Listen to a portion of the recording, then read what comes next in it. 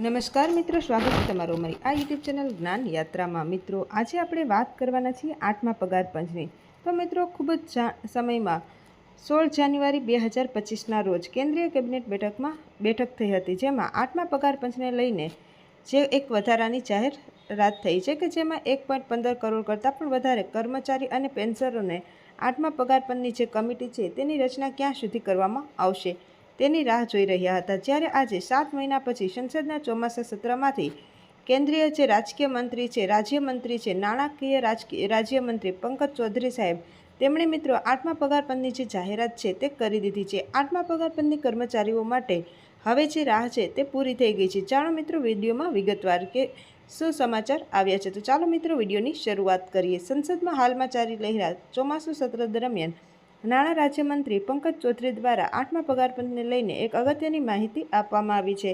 કેન્દ્ર સરકાર દ્વારા ટૂંક જ સમયમાં મિત્રો જે છે તે સરકારી કર્મચારીઓને 8મા પગાર પંચને લઈને ઘણી બધી જાહેરાતો કરી છે। તો મિત્રો પંકજ ચૌધરી સાહેબે શું કહ્યું છે તો તેને લઈને વિગતવાર ચર્ચા કરીએ।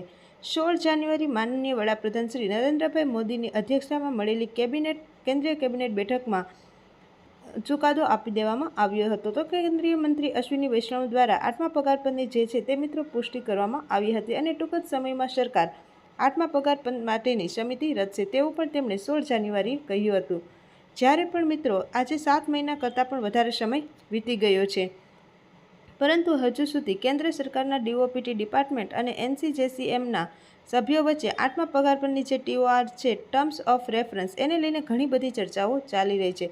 ટર્મ્સ ઓફ રેફરન્સ એટલે કે સંદર્ભની શરતો નક્કી થઈ ગયા બાદ મિત્રો 8મા પગાર પંચ માટેની કમિટીની રચના થશે અને સંસદમાં હાલમાં ચાલી રહેલા લોકસભાના પ્રશ્નકાળ દરમિયાન સંસદના ચોમાસા સત્ર દરમિયાન લોકસભામાં ચોમાસા સત્ર દરમિયાન એક સંસદ સભ્ય દ્વારા પૂછવામાં આવેલા પ્રશ્નના જવાબમાં 8મા પગાર પંચને લઈને અને કેન્દ્રીય નાણાં રાજ્યમંત્રી પંકજભાઈ ચૌધરીએ કંઈક આવું કહ્યું હતું। તો મિત્રો 8મા જે પગાર પંચની રચના માટે એક મોટા સારા સમાચાર આવ્યા છે અને હવે 8મા પગાર પંચનો અમલ ક્યારે થશે તે નક્કી કરવામાં આવ્યું છે। કેન્દ્ર સરકાર દ્વારા 8મા પગાર પંચની રચના માટે સંરક્ષણ અને ગૃહ મંત્રાલય, કર્મચારી અને તાલીમ વિભાગ એટલે કે ડીઓપીટી અને રાજ્ય સહિત મુખ્ય હિસ્સેદારો પાસેથી સૂચનો માંગવામાં આવી રહ્યા છે। જાન્યુઆરી કેબિનેટ લગભગ 50 લાખ કરતાં વધારે કેન્દ્રીય કર્મચારીઓનો પગાર અને લગભગ 65 લાખ કરતાં વધારે પેન્શનના ભથ્થામાં આવે તેવો સુધારો કરવા માટે 8મા પગાર પંચની રચનાને મંજૂરી આપી છે। હવે 6 મહિના પછી પણ કમિશનની રચના ન થવાના કારણે સોમવારે સંસદને એક પ્રશ્ન પૂછવામાં આવ્યો હતો। પ્રશ્નના જવાબમાં રાજ્યમંત્રી પંકજ ચૌધરીએ લોકસભામાં જણાવ્યું હતું કે હવે સંરક્ષણ મંત્રાલય, ગૃહ મંત્રાલય અને કર્મચારી તેમજ તાલીમ વિભાગ અને મુખ્ય ધારાસભ્યો સહિત રાજ્યો પાસેથી માહિતી માંગવામાં આવી રહી છે। તો હવે મિત્રો વાત કરીએ 8મા પગાર પંચને લઈને। તો મિત્રો હવે 8મા કેન્દ્રીય પગાર પંચની અધ્યક્ષ અને સભ્યોની નિમણૂક કરવામાં આવશે। 8મા કેન્દ્રીય પગાર પંચ દ્વારા જારી કરવામાં આવેલ ભલામણો સરકાર દ્વારા સ્વીકારવામાં આવ્યા પછી પગારમાં સુધારો કરવામાં આવશે। 8મા પગાર પંચનો કાર્યકાળ અંદાજે 1 જાન્યુઆરી 2026ના રોજ નક્કી કરવામાં આવશે અને મિત્રો જ્યારે સંસદમાં 1 જાન્યુઆરી 2026થી 8મું પગાર પંચ લાગુ થશે।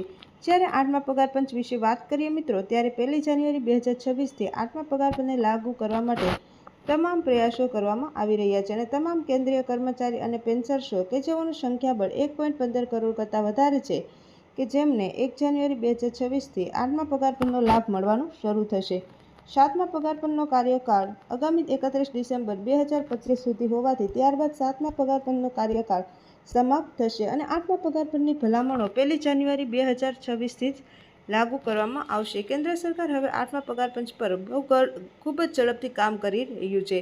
સરકારી કર્મચારીઓ માટે એક મોટા અને મહત્વપૂર્ણ સમાચાર એવા સામે આવ્યા છે કે અત્યારે સરકારે 8મા પગાર પંચ વિશે ઘણી બધી સૂચનો મંગાવવામાં આવ્યા છે। આ બધા પાસેથી સૂચનો મંગાવ્યા બાદ 8મા પગાર પંચની રચના કરવામાં આવશે। 8મા પગાર પંચની જે ભલામણો છે એ 1 જાન્યુઆરી 2026થી જ લાગુ કરવામાં આવશે, જે કર્મચારીઓ માટે ખૂબ જ મોટા સમાચાર છે અને અત્યાર સુધી જે કર્મચારીઓમાં રહેલી મૂંઝવણનો પણ અંત આવ્યો છે। તો મિત્રો આવા જ નવા વિડીયો સાથે આપણે ફરીથી મળીશું। ત્યાં સુધી જય હિન્દ, જય ભારત।